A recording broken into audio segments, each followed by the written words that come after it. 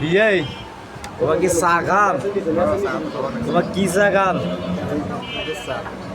দেখেন আমাদের বিয়ে একটা ভালো চা আছে, গাভীর দুধের চা।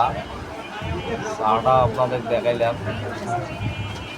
আমাদের ভিডিওটা দিয়ে ভালো হয় একটু বেশি বেশি করে লাইক করবে। সীমিত একটু শর্ট ভিডিও করলাম।